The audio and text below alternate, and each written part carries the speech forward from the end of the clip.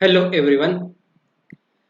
GST में theory portion में हम लोग आज अकाउंट्स एंड रिकॉर्ड्स ये चैप्टर करने वाले हैं।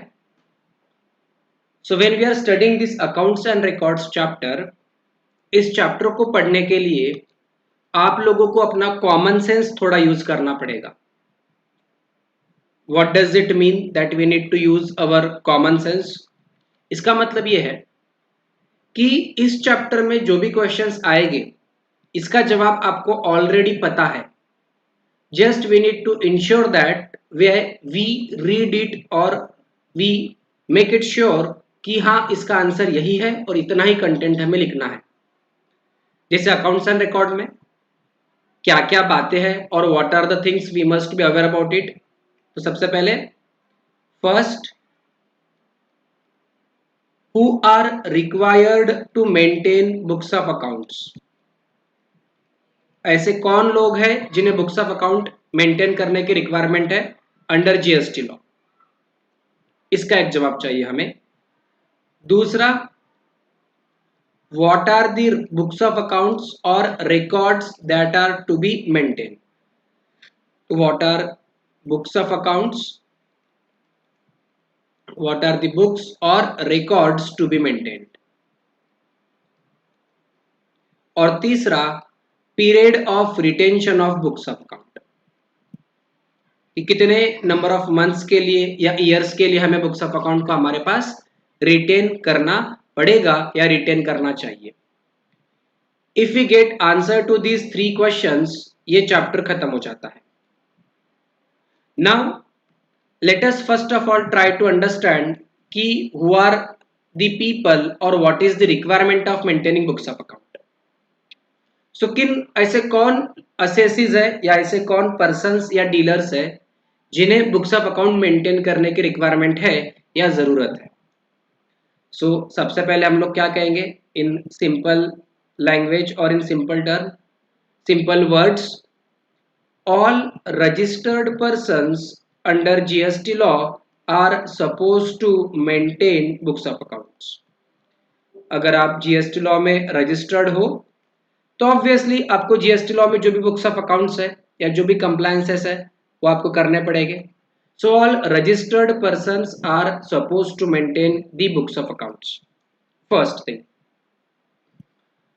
सेकंड, अगर आप किसी वेयरहाउस के ओनर हो या वेयरहाउस को मेंटेन कर रहे हो या गोडाउन के ओनर हो या गोडाउन को मेंटेन कर रहे हो, तो एज अ वेयरहाउस ओनर और as a person who is maintaining godowns, you are suppose to maintain relevant records and books of account for the purpose of GST.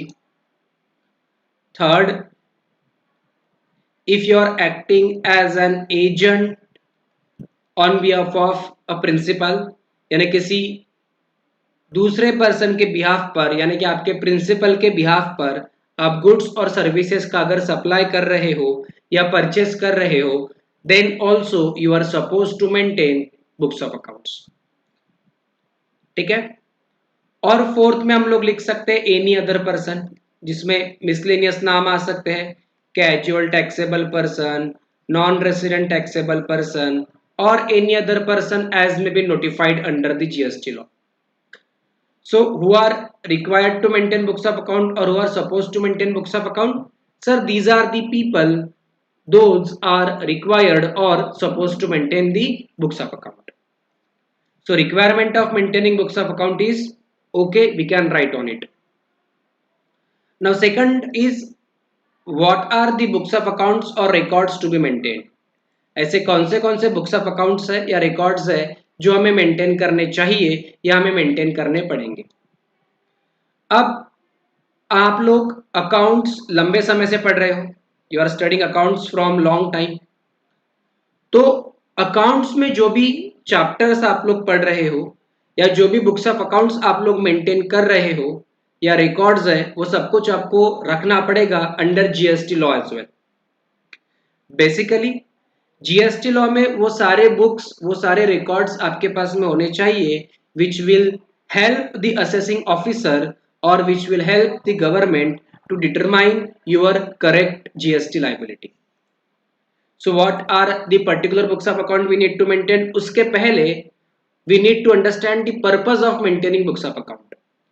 The purpose is very simple, that your books of account should help or they should be able to judge or assess your liability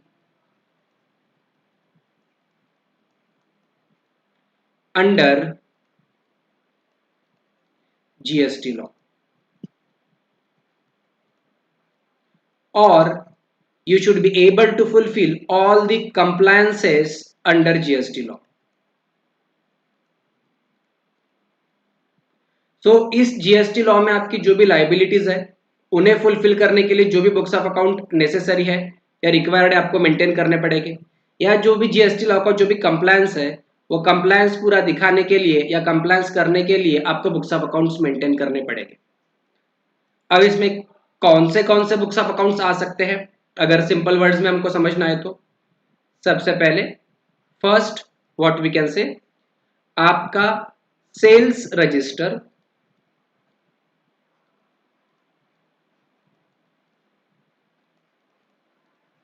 या फिर आपका outward supply register. तो sales register की आपकी requirement है maintain करने की, because based on the sales register और based on the sales account we will be able to arrive at your outward GST liability और योर आउटपुट जीएसटी लाइबिलिटी, कि आपने जो भी सेल्स किया है या जो भी आपने सर्विसेज प्रोवाइड किया है उसके बेसिस पर जो भी अप्लीकेबल रेट है उससे आपका जीएसटी हम कैलकुलेट कर सकेंगे और we are able to calculate your GST. अब सेल्स अगर आ गया, then you need to maintain your purchase register,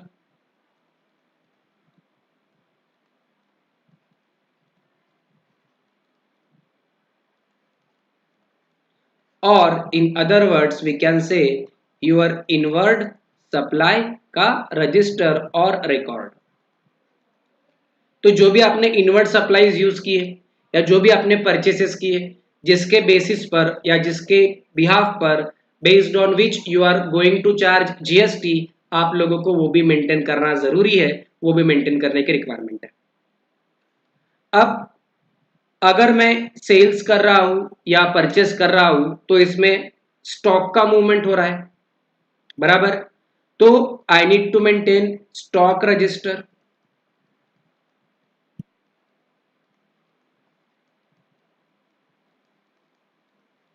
या फिर रिकॉर्ड्स कह सकते हैं हम, कि आपका जो स्टॉक अकाउंट है या इन्वेंटरी का डेटा है या स्टॉक बुक है उसको आपको मेंटेन करना पड़ेगा, सो दैट आपका स्टॉक का भी हम जजमेंट कर पाए या स्टॉक का भी असेसमेंट कर पाए ठीक से.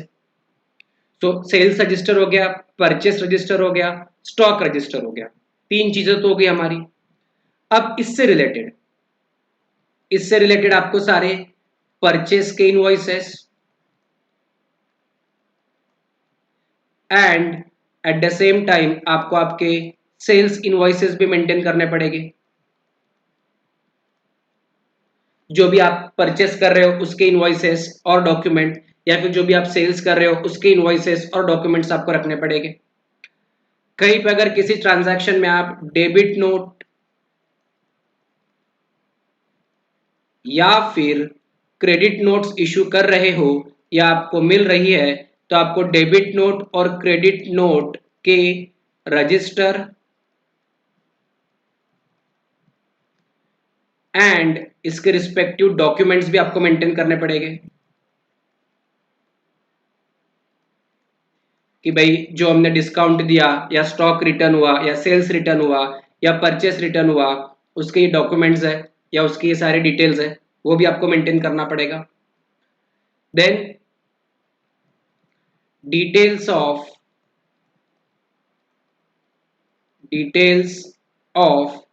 एडवांसेस रिसीव्ड, जो भी आपको एडवांस मिला उसकी आपको डिटेल्स रखनी पड़ेगी, एडवांसेस रिसीव्ड, एंड जो भी आपने एडवांस पे किया या किसी को दिया उसका भी आपको डिटेल्स या रिकॉर्ड मेंटेन करना पड़ेगा. सो सेल्स रजिस्टर हो गया, परचेस रजिस्टर हो गया, स्टॉक रजिस्टर हो गया, परचेस एंड सेल्स के इनवॉइसेस हो गए, debit note and credit note का रजिस्टर और उसके डॉक्यूमेंट्स हो गए, जो भी आपको एडवांसेस वगैरह मिले हैं उसके डिटेल्स भी हो गए जो भी हमने मेंटेन किए हैं। Along with this details of liability under reverse charge mechanism. आपके रिवर्स चार्ज मैकेनिज्म में जो भी आपकी लाइबिलिटीज हुई है, जिसको आप आगे आपने पेमेंट भी किया होगा based on the respective due date, आपको उसका भी रिकॉर्ड्स एंड डिटेल्स मेंटेन करने पड़ेंगे। Then you are suppose to maintain input tax credit register या इसके रिकॉर्ड्स, यानी कि आपके इनपुट टैक्स क्रेडिट का रजिस्टर या उसका रिकॉर्ड आपको मेंटेन करना पड़ेगा कि कितना, जो भी हमने इनपुट टैक्स क्रेडिट ये चैप्टर में जो भी पढ़ा है, what were the eligibility for claiming the input tax credit, आपने वो क्लेम कैसे किया, वो आपने आपकी आउटपुट लाइबिलिटी और इनपुट लाइबिलिटी को सेट ऑफ कैसे किया, आपको वो रजिस्टर या वो रिकॉर्ड्स भी मेंटेन करने पड़ेंगे so that input tax credit correct लिया या इनकरेक्ट लिया उसका असेसमेंट हो पाए, उसका कैलकुलेशन हो पाए। देन आपको जीएसटी पेमेंट की चालान्स मेंटेन करनी पड़ेगी, यानी जो भी आपकी जीएसटी की लायबिलिटी आएगी उसे आप गवर्नमेंट के अकाउंट में डिपॉजिट करोगे या पे करोगे। जब ये गवर्नमेंट के अकाउंट में डिपॉजिट करोगे या पे करोगे उसका एक रिसिप्ट जनरेट होगा, इस रिसिप्ट को हम कहते हैं चालान। तो जो भी आपने जीएसटी का पेमेंट किया आपको उसकी चालान या उसका रिसिप्ट मेंटेन करना पड़ेगा। Along with this, you are supposed to maintain copies of GSTR, यानी कि जो गुड्स एंड सर्विसेज टैक्स के आप जो रिटर्न्स भरोगे वो रिटर्न्स की आपको पीरियोडिकली, मंथली लायबिलिटी है तो मंथली रिटर्न्स की कॉपी, क्वार्टरली है तो क्वार्टरली रिटर्न्स की कॉपी, एनुअल जो रिटर्न भरते हैं उसकी भी कॉपी आपको मेंटेन करनी पड़ेगी या अपने पास में रखनी पड़ेगी।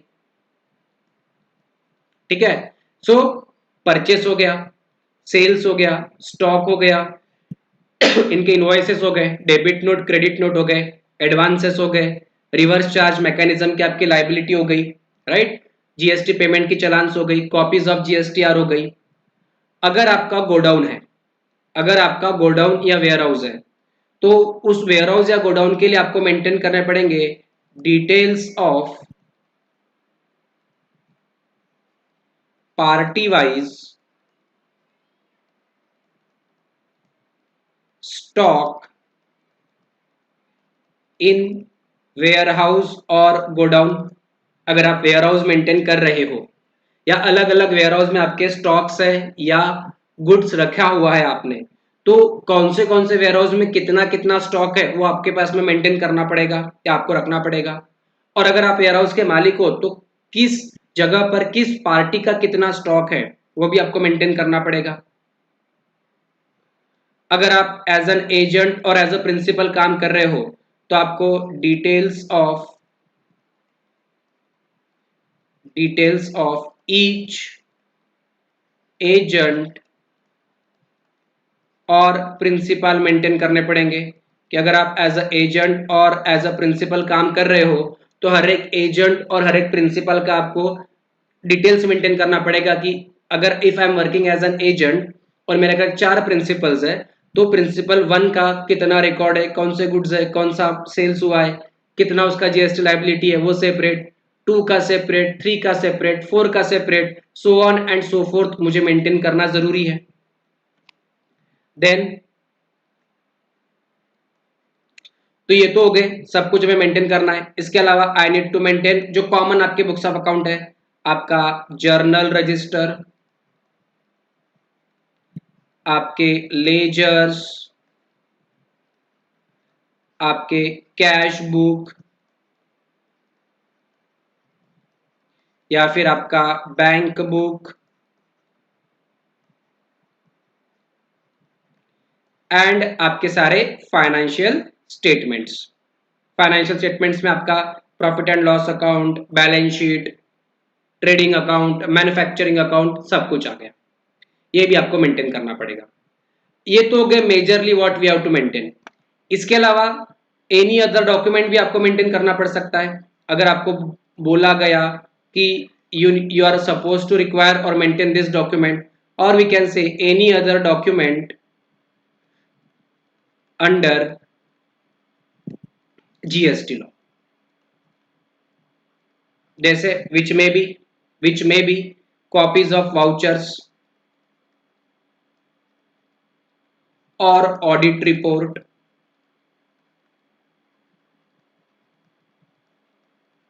एक्सेट्रा। ठीक है, सो जो भी वाउचर्स है या जो भी ऑडिट रिपोर्ट्स है उन सब की कॉपीज भी आपको मेंटेन करनी पड़ेगी। तो ये एक कॉमन और जनरलाइज्ड लिस्ट हो गई जो हमें respective books of accounts maintain करने पड़ सकते हैं या मेंटेन करने चाहिए। अब इसमें कुछ नया तो है नहीं, यू ऑलरेडी नो दिस कि who are required to maintain books of account में बुक्स ऑफ अकाउंट तो हर किसी को मेंटेन करने पड़ेंगे। कौन से बुक्स ऑफ अकाउंट मेंटेन करने हैं सर, इसकी लिस्ट में भी कोई बड़ा रॉकेट साइंस तो नहीं है। सेल्स रजिस्टर है, परचेस रजिस्टर है, स्टॉक रजिस्टर है, इनवॉइसेस है, डेबिट नोट क्रेडिट नोट के डॉक्यूमेंट्स है, एडवांस कितना मिला, कितना पे किया उसकी डिटेल्स है, लाइबिलिटी रिवर्स चार्ज में कितना आई, input tax credit register, GST payment की कॉपीज, रिटर्न की कॉपीज, वेयर हाउस की डिटेल्स, एजेंट प्रिंसिपल की डिटेल्स, सारे लेजर अकाउंट जिसमें पार्टी स्टेटमेंट्स भी आ जाएंगे, बैंक अकाउंट भी आ जाएगा, कैश बुक भी आ जाएगा, या एनी अदर डॉक्यूमेंट। ये तो नॉर्मल है, ये तो वैसे भी मेंटेन करना जरूरी है, राइट। तो ये एक कॉमन सेंस वाली लिस्ट है जिसको दिमाग में रखने का, और एग्जाम में अगर सवाल आया तो अगर जनरलाइज क्वेश्चन आया तो ये सारे नाम छाप के आने का जितने आपको याद आ रहे हैं। स्पेसिफिक आया कि वेयर हाउस के लिए क्या है तो सिर्फ वेयर हाउस से रिलेटेड डेटा छापना, एजेंट के लिए आया तो एजेंट से रिलेटेड डेटा छापना, according to you how to write. अब एक और सवाल आता है, ये जो बुक्स ऑफ अकाउंट्स हम मेंटेन कर रहे हैं ये मेंटेन कहां पर करने हैं, ये मेंटेन कहां पर करने हैं। तो you are suppose to maintain them at principal place of business,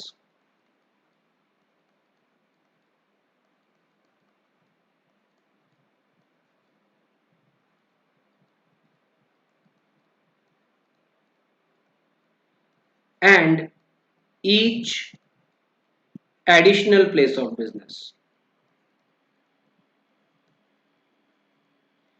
ठीक है, तो जो जीएसटी का आप जब रजिस्ट्रेशन लोगे उसमें आप बताओगे कि what are your places of business, तो उसमें आप लिखोगे कि आपका प्रिंसिपल प्लेस ऑफ बिजनेस क्या है और एडिशनल प्लेस ऑफ बिजनेस क्या है।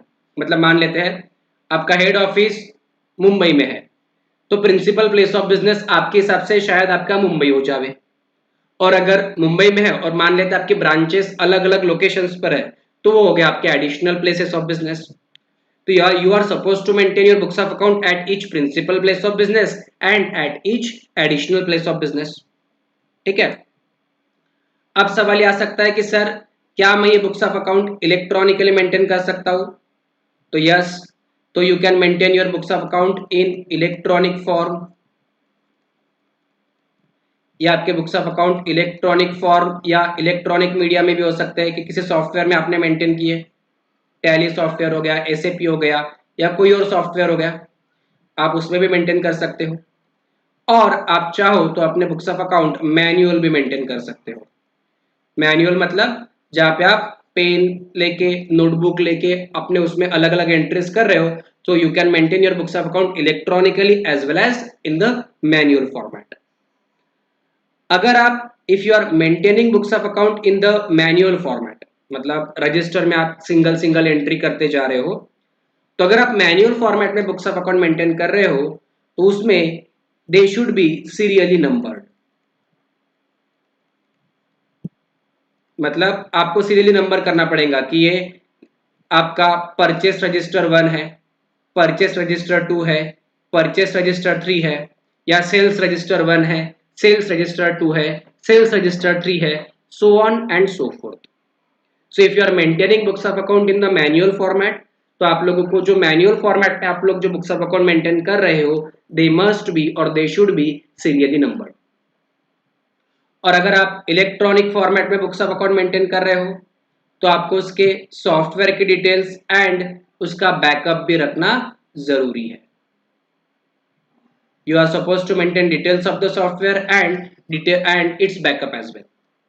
अलॉन्ग विद दिस एक और चीज जनरलाइज वे में कही जाती है that no entry of books of accounts should be erased, etc. without authorization. मतलब मान लेते मैंने अगर बुक्स ऑफ अकाउंट में कोई एंट्री पास कर दिया तो उस एंट्री को मैं डिलीट और इरेज नहीं कर सकता हूं विदाउट ऑथराइजेशन. अब ये जो बोला ये सिर्फ ऑन पेपर है. अब अगर मैंने कोई एंट्री करके डिलीट कर दिया तो आपको कहां से पता चलने वाला है कि ये एंट्री डिलीट हुई है. Unless there is a audit trail या हिस्ट्री वगैरह कुछ अगर मेंटेन हो रही है तो बात अलग है. But otherwise it is very much difficult to identify which entries were deleted, which entries were added, so on and so forth. तो ये हो गया कुछ जनरलाइज वे में जिसके आपको जवाब पता होने चाहिए या और you must be aware with this. What I am more concerned is with the period of retention or period of maintenance of the books of account. That is, for how many number of months we are supposed to maintain or keep the records with us. हमें कितने महीनों के लिए या कितने दिनों के लिए और कितने ईयर्स के लिए हमारे पास में बुक्स ऑफ अकाउंट मेंटेन करने चाहिए और what is the period of maintenance of books of account. Now let us try to understand this period of maintenance of the books of account and some other details जो हमने already अभी discuss की है उसके ऊपर भी हम बात करेंगे. ठीक है. तो accounts and records. So requirement of maintenance of records under GST law is that every registered person will be required to maintain the following records at his principal place of business and at each additional place of business. So आपको अपने principal place of business पर भी books of account maintain करने पड़ेंगे and at the same time you are supposed to maintain books of account at each of your additional place of business. सो आपको अपने principal place of business पर भी books of account maintain करने हैं और additional place of business पर भी आपको अपने बुक्स ऑफ अकाउंट्स मेंटेन करने जरूरी है. सर कौन से बुक्स ऑफ अकाउंट मेंटेन करने हैं हमें प्रोडक्शन और मैन्युफैक्चरिंग ऑफ गुड्स का अकाउंट मेंटेन करना है जिसमें आपके रॉ मटेरियल की डिटेल्स या सर्विसेज जो आप यूज कर रहे हो या वेस्ट प्रोडक्ट जो जा रहा है यानी पूरा प्रोसेस अकाउंट का आपको सारा डिटेल्स मेंटेन करना पड़ेगा. You are supposed to maintain details of your inward and outward supply of goods or services both, including documentation, invoices, है ना, delivery challan, bill of supply, etc. So आपको bill of supply, etc. भी maintain करने पड़ेंगे. ठीक है. Stock of goods यानी आपका स्टॉक रजिस्टर जिसमें आपका रॉ मटेरियल कितना है, फिनिश गुड्स कितना है, स्क्रैप कितना है, गुड्स लॉस्ट कितने हुए, डिस्ट्रॉय कितने हुए, सबके डिटेल्स सेपरेटली मिलने चाहिए. तो ये जो अदर डिटेल्स है जहाँ पे हमने एक्सेट्रा लिखा है वहां पर हम कुछ नाम ऐड कर सकते हैं. राइट. जैसे अभी हमने पढ़ा है कॉमा करके हम कह सकते हैं what we studied bill of supply. ये बिल ऑफ सप्लाई क्या हम बाद में पढ़ेंगे. वैसे मैंने इसके एक हिंट दिया आपको कंपोजिशन लेवी में कि कंपोजिशन डीलर वाला जो पर्सन होगा वो बिल ऑफ सप्लाई इशू करेगा. बट ठीक है बिल ऑफ सप्लाई मेंटेन करना पड़ेगा आपको. देन यहाँ पे कुछ और क्या नाम पढ़े हमने प्रोडक्शन और मैन्युफैक्चरिंग अकाउंट. वैसे ये फाइनेंशियल स्टेटमेंट्स में आ चुका है. Trading account, production account, manufacturing account etcetera सब कुछ उसमें आ चुका है.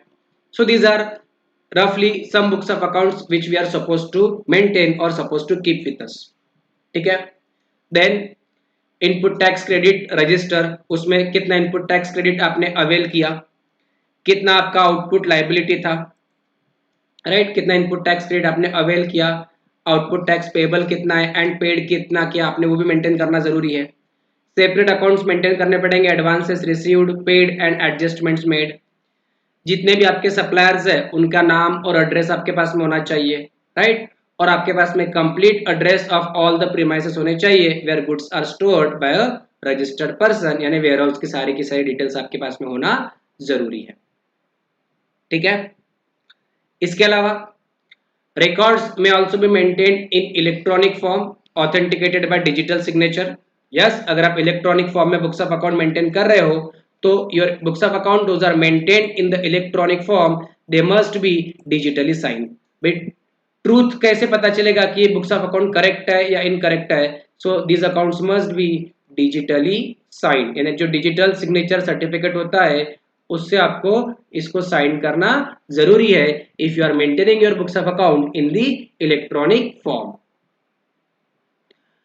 आपकी जो भी एंट्रीज है in records they should not be erased और ओवर रिटर्न, राइट। जो गलत एंट्रीज आपने की है उनको इरेज भी नहीं करना है, उनको ओवरराइड भी नहीं करना है।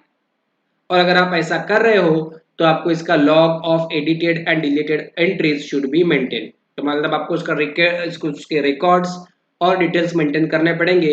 ये एंट्रीज ओवरराइड की गई है, ये एंट्रीज डिलीट की गई है, so on and so forth. Each volume of books of account maintain manually to be serially numbered. जो भी मैन्युअली बुक्स ऑफ अकाउंट आप मेंटेन करते हो उनको आपको क्या करना पड़ेगा, सीरियली नंबर करना पड़ेगा। साथ में अगर आपका एनुअल टर्नओवर एक्सीड करता है 2 crore rupees during the financial year तो आपको उसका ऑडिट भी करना पड़ेगा बाय अ चार्टर्ड अकाउंटेंट और अ कॉस्ट अकाउंटेंट। सो अगर आपका turnover in the financial year 2 crore रुपए से ज्यादा जाता है तो उसका ऑडिट करना नेसेसरी है, और इसका ऑडिट अंडर जीएसटी लॉ एक चार्टर्ड अकाउंटेंट भी कर सकता है और एक कॉस्ट अकाउंटेंट भी कर सकता है। लेकिन ये जो प्रोविजन है इस प्रोविजन में कुछ चीजें चेंज हुई है, जहां से ऑडिट रिक्वायरमेंट को थोड़ा कम किया गया है या निकाला गया है, बट वो चीज हम अमेंडमेंट्स जब पढ़ेंगे उस समय डिस्कस करेंगे। सो अभी के लिए आप लोग इस प्रोविजंस को पढ़ा है या दिमाग में लिया है, इस तरीके से ध्यान में रखना है। जब हम ऑडिट अंडर जीएसटी लॉ पढ़ेंगे उसमें भी हम ये प्रोविजंस को रीड करने वाले हैं और वहां पर भी हम उसको रीड करके कट करेंगे and we will say that कि इसमें जो मेजर चेंज हुआ है या जो अमेंडमेंट हुआ है अगर वो हमारे एग्जाम में अप्लीकेबल है तो हम उसको पढ़ेंगे, और अगर अप्लीकेबल नहीं है तो हमने 2 करोड़ का लिमिट तो वैसे भी देख लिया है जो हमें पता होना चाहिए।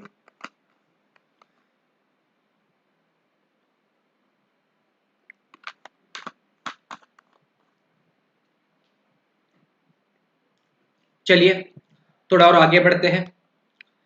अगर आप ओनर ऑफ वेयर हाउस हो या ट्रांसपोर्ट ऑपरेटर हो तो आपको क्या क्या बुक्स ऑफ अकाउंट्स मेंटेन करने पड़ेंगे। तो इफ यू आर ऑपरेटर और ओनर ऑफ वेयर हाउस और godown, whether you are registered और not under the GST law, आपको क्या क्या डिटेल्स मेंटेन करनी पड़ेगी। कंसाइनर एंड कंसाइनी की डिटेल्स मेंटेन करनी पड़ेगी। Period for which goods are stored in the warehouse, for how many number of months, for how many number of years और days books of goods आपके ware house में store किए गए हैं। Details of dispatch, movement and receipt of goods, कौन कितने goods dispatch हुए, move हुए या आपको रिसिप्ट कब हुए, आपको वो मेंटेन करना पड़ेगा। और आइटम्स जो रहेंगे वो ओनर वाइज आइडेंटिफाई होने चाहिए। और अगर आप इफ ओनर और operator of warehouse and transporter if not register to submit the details regarding his business in form GST ENR 01, मतलब आपका जो वेयर हाउस है या गोडाउन है या आप जो ट्रांसपोर्ट ऑपरेटर बोलकर काम कर रहे हो, अगर आप जीएसटी लॉ में रजिस्टर्ड नहीं हो तो जीएसटी डिपार्टमेंट को जीएसटी ENR 01 में इन्फॉर्म कर दो कि यहाँ पर मेरा वेयर हाउस है और यहाँ पर मैं ये सारे डिटेल्स मेंटेन कर रहा हूँ, वो आपको बता देना चाहिए। Then every transporter to maintain records of goods transported, delivered and stored in transit along with details of the goods and service tax, identification number of each consignee।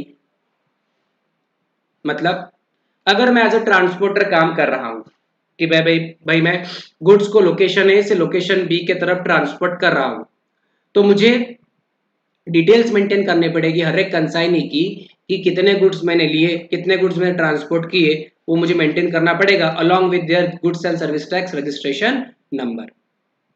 Similarly अगर मैं वर्क्स कॉन्ट्रैक्टर हूं तो मैं जिन जिन लोगों का works contract कर रहा हूं उनसे कितनी क्वांटिटी ले रहा हूं, उनसे कितना पेमेंट ले रहा हूं, इनपुट क्या है, आउटपुट क्या है, और रिसिप्ट का सारा डिटेल्स, सारा रिकॉर्ड्स भी मुझे मेंटेन करना जरूरी है, मुझे मेंटेन करना नेसेसरी है। ठीक है। So as a works contractor, I am supposed to maintain name and address of suppliers from whom input and input services have been received and recipient receiving works contract supplies. Particulars including description, value and quantity of input goods or services received और details of payment received in respect of each works contract हमें maintain करना जरूरी है। Similarly अगर आप agent हो तो आपको हर एक प्रिंसिपल के लिए डेटा मेंटेन करना पड़ेगा जहाँ पे description, value, quantity of goods होना चाहिए, है ना। एवरी प्रिंसिपल के सेपरेट अकाउंट्स होने चाहिए, ठीक है, सप्लाई के डिटेल्स होने चाहिए, etcetera etcetera. So whatever we have discussed now regarding maintenance of the books of account and who are required to maintain books of account, इसे अगर हम जितना इन जनरलाइज वे रीड करेंगे उतना हमारे लिए अच्छा है. अब ये तो मैं कॉमन सेंस से बोल सकता हूँ ना कि अगर मैं एज एजेंट काम कर रहा हूँ, if I am working as an agent, तो मुझे क्या रिकॉर्ड्स मेंटेन करने पड़ेंगे.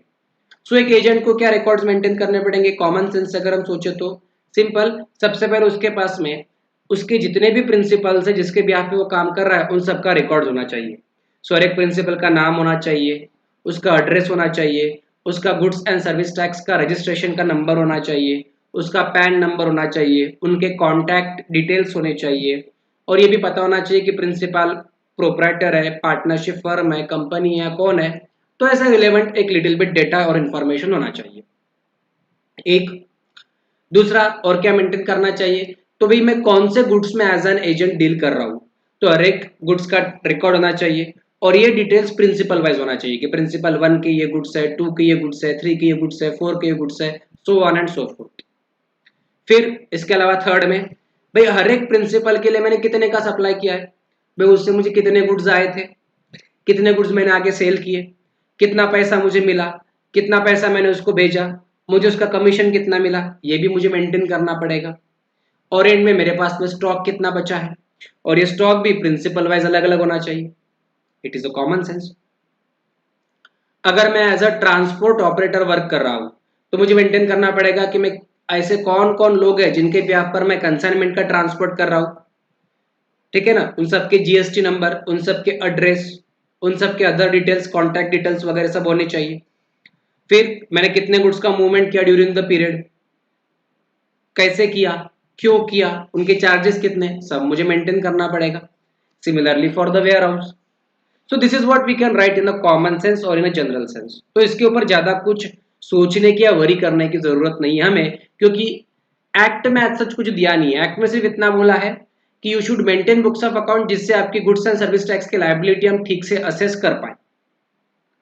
तो वो असेस करने के लिए जो भी नेसेसरी डिटेल्स है, जो भी नेसेसरी डॉक्यूमेंट्स है, वो मैंने मेंटेन करने चाहिए. Simple is this. अब what is more required to us is period of retention, यानी कि for how many number of months और how many number of years we are suppose to maintain the books of account, and this period is highly important for us. Already इसके ऊपर objective में question आ चुका है, plus theory या descriptive में भी इसके ऊपर क्वेश्चन पूछ चुके हैं. So already question has been asked on objective or theory or description on this particular point, और आगे भी पूछे जाएंगे ही जाएंगे, ठीक है. So without wasting a time, let us try to understand what is the period of maintaining the books of account. So हमने क्या कहा, every registered person is required to maintain records for 72 months, from 72 months from the due date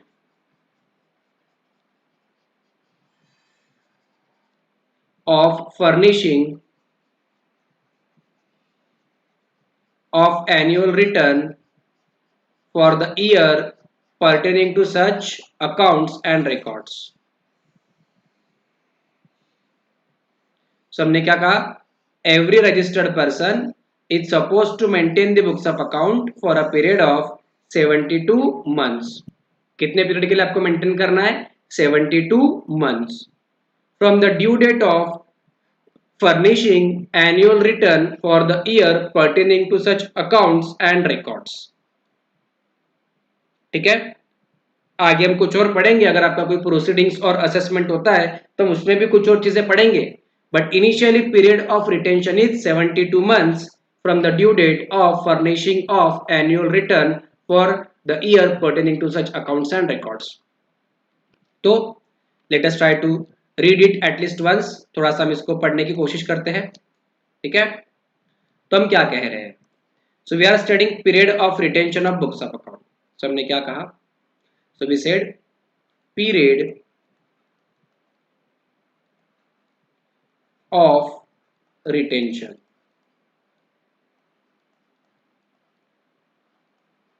ठीक है, तो हमने क्या कहा, हमने पीरियड में सबसे पहले ए पढ़ा 72 months from 72 months from what date, from due date of furnishing annual return,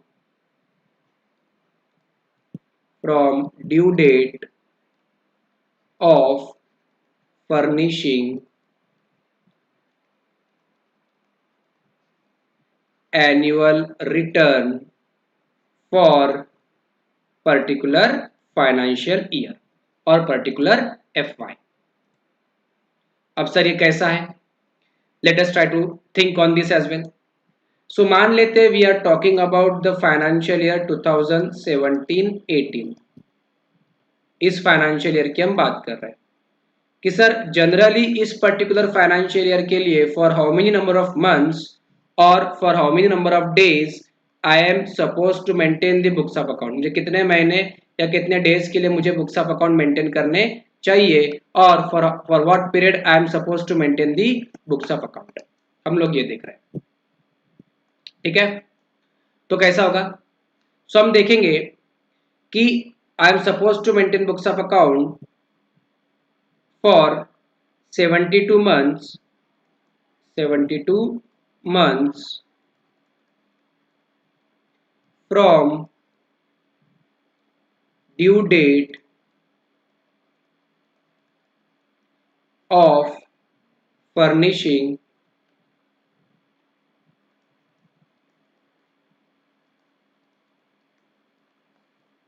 annual return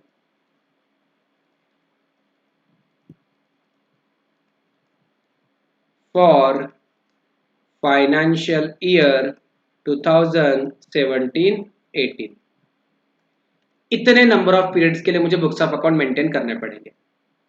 अब मान लेते हैं लेटेस्ट से कि ये जो 17-18 है इसका जो एनुअल रिटर्न है, 17-18 का जो एनुअल रिटर्न है, साल भर का एक रिटर्न जो हम भरते हैं अंडर जीएसटी लॉ, इसकी जो ड्यू डेट है, इसकी ड्यू डेट मान लेते हैं 31 दिसंबर 2018 है। इसकी ड्यू डेट कितनी है, 31 दिसंबर 2018 है, ऐसा मान के चलते हैं। ठीक है, तो what for how many number of months I am suppose to maintain my books of account, so we are suppose to maintain books of account from 31 December 2018 plus 72 months, बराबर है 72 मंथ्स मतलब रफली वी कैन से 6 years, क्योंकि एक साल में 12 महीने आते हैं, तो 72 मंथ्स मतलब रफली 6 इयर्स। तो 31 दिसंबर 2018 आपकी ड्यू डेट है, राइट, तो आपको इसके बाद में 6 साल लेने हैं, यानी 2019, 2020, 21, 22, 23 और 24। So you are suppose to maintain books of account up to 31 December 2024। 19, 20, 21, 22, 23, 24, right? So what we can say कि 10, सो ये एक डेट आएगी। सो हम लोग क्या कह सकते हैं कि 10 बुक्स ऑफ अकाउंट्स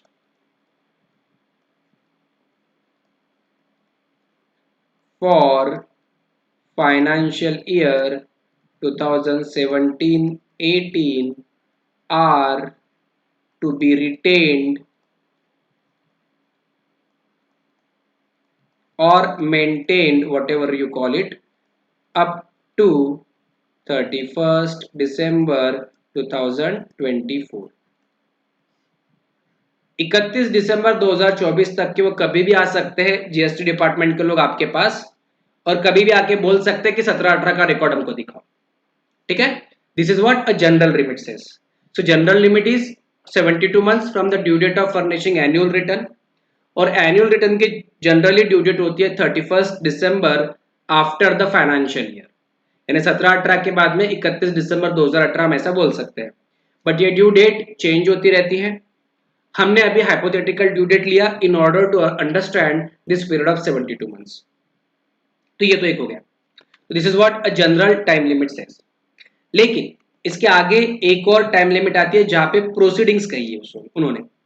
तो क्या कहा, इन केस, अगर इन केस ऑफ प्रोसीडिंग्स और इन्वेस्टिगेशन, मतलब जीएसटी डिपार्टमेंट के पास में आपकी फाइल पेंडिंग है या उस फाइल की वजह से आपके खिलाफ कोई प्रोसीडिंग्स वगैरह हो रही है या इन्वेस्टिगेशन हो रहा है, in this particular case the registered person to retain the records for a period 1 year after final disposal of such proceedings, यानी वो जो प्रोसीडिंग जो फाइनल डिस्पोज हो जाएगी उसके बाद में 1 year और 72 months from the due date of filing annual return pertaining to such records whichever is later, whichever is later। मतलब let us try to understand this as well। तो ये तो एक जनरल हो गया हमारा। सेकंड में हम क्या कहते हैं, सेकंड में भी से कि इन केस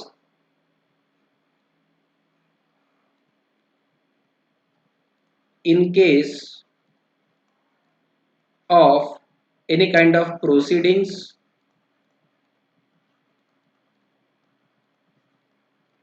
or investigation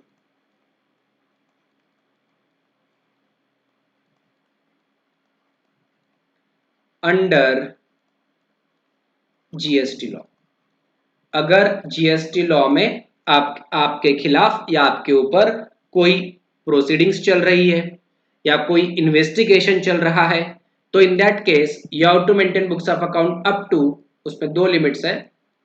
पहला है 72 months from due date of furnishing annual return, जो कि अभी हमने ऊपर पढ़ा है। और इसके अलावा एक और चीज हमने देखी, क्या देखी है, 1 year after final disposal of such proceeding और इन्वेस्टिगेशन। सो और 1 year after disposal of such investigation और प्रोसीडिंग्स। और यहाँ पे एक वर्ड है फाइनल, मतलब इंटरिम ऑर्डर वगैरह नहीं होना चाहिए, पूरी क्लेस आपकी क्लोज हो जानी चाहिए, राइट। और इन दो डेट्स में से whichever is later, whichever is later, इतने पीरियड के लिए और इतने समय के लिए आपको उस पर्टिकुलर फाइनेंशियल ईयर के बुक्स ऑफ अकाउंट्स मेंटेन करने पड़ेंगे। सर कैसे समझेंगे हम इसको, समझने की कोशिश करते हैं। लेट अस से एक एग्जांपल लेते हैं हम छोटा सा, कि कैसे हम कैलकुलेट करेंगे अगर आपको एग्जाम में ऐसा कोई कैलकुलेशन आया पूछने के लिए, या बोला कि बुक्स ऑफ अकाउंट कितने महीनों के लिए या कितने पीरियड्स के लिए या कैसे मेंटेन करने चाहिए, राइट। तो अगर ऐसा कुछ पूछते हो तो हम कैसे करेंगे, ठीक है। सो लेट अस से इन्वेस्टिगेशन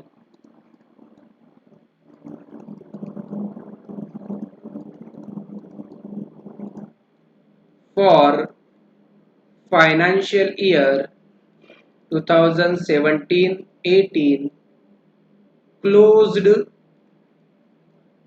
on, ये इन्वेस्टिगेशन क्लोज हुआ, मान के चलते हैं, कब क्लोज हुआ इसको पकड़ते हैं हम, 31 मार्च 2019 को ये क्लोज हुआ, या फाइनल जो ऑर्डर है हमें मिला है, एंड फाइनल ऑर्डर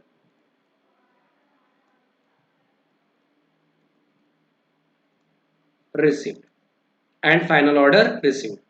और आगे आपको पूछा है state up to which date या for which period books of accounts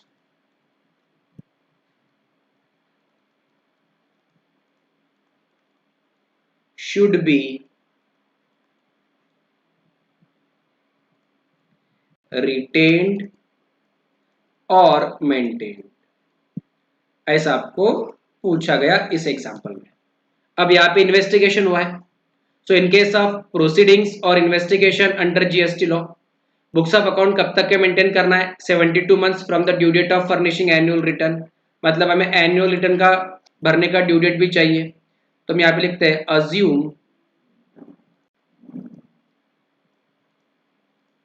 assume that due date for furnishing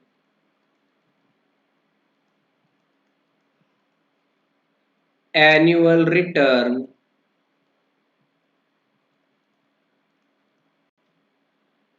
of 2017-18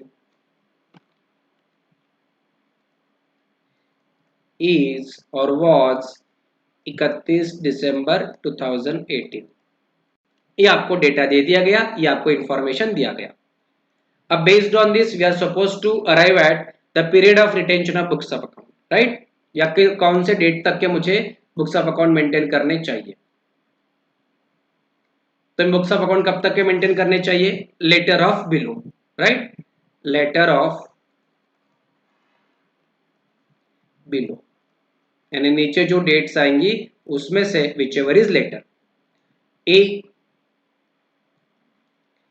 72 months from due date of furnishing annual return, तो जो भी आपका एनुअल रिटर्न है उसकी जो ड्यू डेट है उसके बाद में 72 मंथ्स, तो आपके एनुअल रिटर्न फर्निश करने की ड्यू डेट कौन सी थी? 31 दिसंबर 2018 थी, तो लेट अस राइट इट। सो हम कहेंगे 31 दिसंबर 2018 प्लस 72 मंथ्स, ठीक है, यानी कि 6 ईयर्स। 72 मंथ्स मतलब 6 ईयर्स, तो 19, 20, 21, 22, 23, 24, राइट, तो 31 दिसंबर 2024 तक क्या आना चाहिए, ये बराबर है। तो let's write it here, let's write it here. So 31 दिसंबर 2024 तक के हम लिखेंगे यहाँ पे, तो 31 दिसंबर 2024, सो ये एक डेट होगी हमारी 31 दिसंबर 2024, और बी में क्या लेते हैं हम? 1 year from final disposal of investigation और प्रोसीडिंग, तो हम यहाँ पे लेंगे 1 year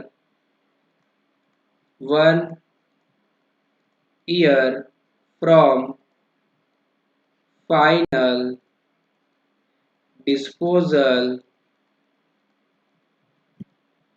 of investigation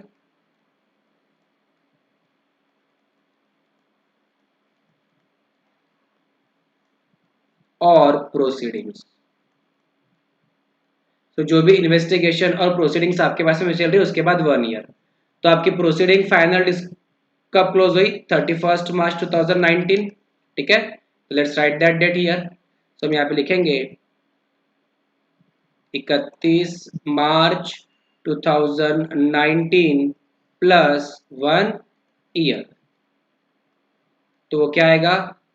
this will be 31 मार्च 2020, या फिर 30 मार्च 2020 भी आप लिख सकते हो यहाँ पे, दैट इज ओके, बट तो विच एवर इज लेटर क्या है? 31 दिसंबर 2024, तो हम कहेंगे therefore books of accounts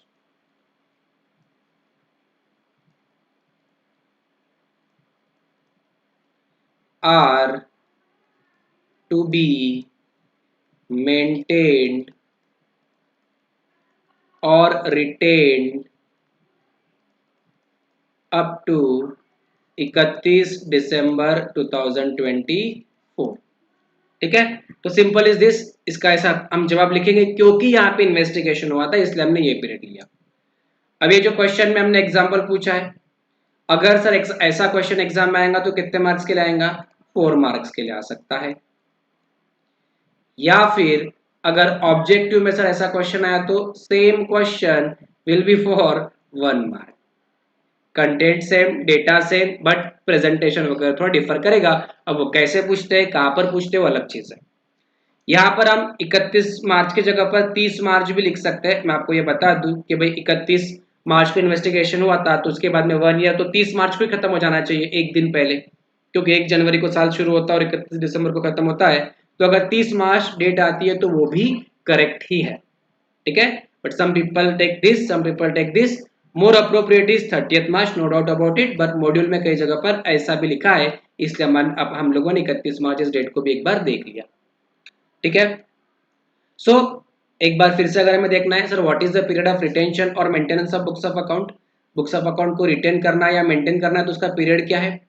so in general every registered person is required to maintain the records for 72 months from the due date of furnishing of annual return for the year pertaining to such accounts and records, and in case of proceedings or investigation the registered person is to retain the records for a period of 1 year after final disposal of such proceedings or investigation, or 72 months from the due date of filing annual return pertaining to such records, whichever is later। और अगर आपने books of account manually maintain किए हैं तो वो हर एक place of business में होने चाहिए, इलेक्ट्रॉनिकली मेंटेन किए तो इजीली एक्सेसिबल भी होने चाहिए। So in case such records are maintain manually to be kept at every related place of business of the registered person for the above period, and in case such records are maintain digitally they are to be accessible at every related place of business for the above period। So based on this we have one more example। यही data के ऊपर हमारे पास में एक और example है। तो क्या कहता है ये example? For the year 1718 the due date of filing the annual return is 31st December 2018। The books and records for the 1718 to be maintained up to 31st December 2024, right. 17-18 का ड्यू डेट क्या है, तो वो ये date है, उसके हिसाब से आपको मेंटेन करना जरूरी है, ठीक है। तो हमने भी 17-18 का एग्जाम्पल लिया और यहाँ पर भी 17-18 का ही क्वेश्चन आया है, ऊपर भी हमने 17-18 का एग्जाम्पल लिया था, राइट। तो सेम एग्जाम्पल यहाँ पर भी रिपीट हुआ है, ठीक है। If the taxpayer is part of any proceedings before any authority or is under an investigation, then he must maintain books for a period 1 year after the order of such proceedings or appeal has been passed। इसका भी हमने example देख लिया है। So these are some things, or this is what in general you are supposed to maintain as far as books of accounts are concerned। और अगर आप books of account maintain नहीं करते हो, रखते नहीं हो, तो आपके खिलाफ अप्रोप्रिएट पेनल प्रोसीडिंग्स भी लग सकती है। So in short books of account में हमें क्या क्या चीजें हैं जो ध्यान रखनी है या जिनका हमें आंसर देते आना चाहिए। तो सबसे पहले who are required to maintain the books of account, what are the books of account to be maintain, and period of retention और maintenance of the books of account. जब मैं बात करूंगा who are required to maintain the books of account, तो sir every registered person is required to maintain books of account. अगर आपका warehouse है तो every warehouse owner is required to maintain books of account. अगर आप agent हो तो as a agent भी आपको बुक्स ऑफ अकाउंट मेंटेन करने पड़ेगी। अगर आप ट्रांसपोर्टर या गुड्स ट्रांसपोर्ट एजेंसी के बिजनेस में हो तो भी आपको बुक्स ऑफ अकाउंट्स मेंटेन करने पड़ेंगे।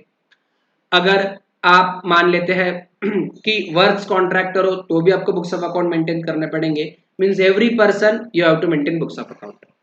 सर बुक्स ऑफ अकाउंट क्या मेंटेन करने चाहिए, कैसे मेंटेन करने चाहिए? तो बहुत सिंपल सा उसका लॉजिक है कि आपको उतने बुक्स ऑफ अकाउंट मेंटेन करने पड़ेंगे या वैसे books of accounts and records maintain करने पड़ेंगे जिससे आपका जीएसटी का लायबिलिटी करेक्टली असेस हो जाए, या हम ये डिराइव कर पाए कि आपने गुड्स एंड सर्विसेज टैक्स का पूरा कंप्लायंस किया है।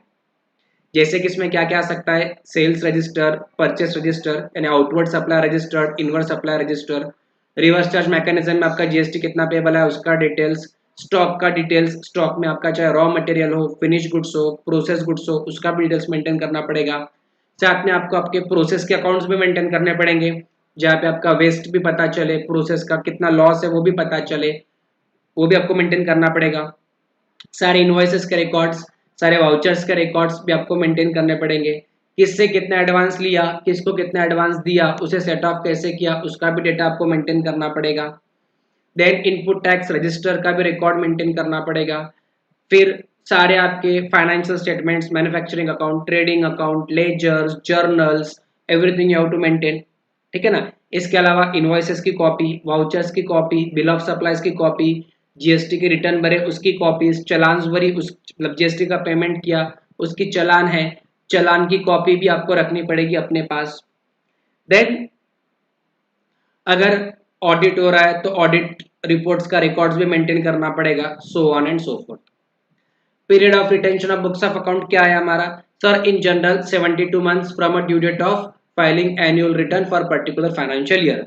यानी जिस किसी भी फाइनेंशियल ईयर के बारे में हम पूछ रहे हैं कि इस particular financial year, let us से फाइनेंशियल ईयर 18-19 के बुक्स ऑफ अकाउंट कब तक मेंटेन करने हैं, तो 18-19 का जो एनुअल रिटर्न भरने का जो ड्यू डेट होगा उस ड्यू डेट के बाद में अप टू 72 मंथ्स मुझे मेरे बुक्स ऑफ अकाउंट मेंटेन करने जरूरी है, नेसेसरी है। और अगर कोई इन्वेस्टिगेशन हो रहा है या कोई प्रोसीडिंग्स हो रहा है या कहीं पर कुछ अपील वगैरह चल रही है विद द जीएसटी डिपार्टमेंट की, तो इन दैट केस वो जो इन्वेस्टिगेशन है या वो जो अपील है या वो जो प्रोसीडिंग्स है उसका जो फाइनल ऑर्डर आएगा, वो फाइनल ऑर्डर आने के बाद अप टू 1 ईयर या फिर 72 months from the due date of filing annual return for a particular financial year whichever is later, ये जो दो डेट्स आई इन दो डेट्स में विचएवर इज लेटर उस पर्टिकुलर डेट तक मुझे मेरे बुक्स ऑफ अकाउंट्स मेंटेन करने जरूरी है या मेंटेन करने चाहिए।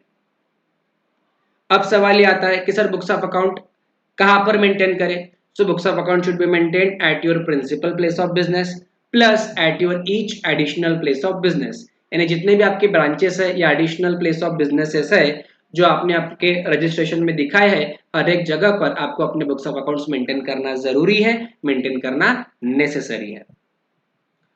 अब सर क्या मैं ये books of account manually maintain कर सकता हूँ, आंसर इज यस। क्या मैं ये मेरे books of account electronically maintain कर सकता हूँ, answer is yes. So you can maintain your books of account electronically as well as manually as it is comfortable to you.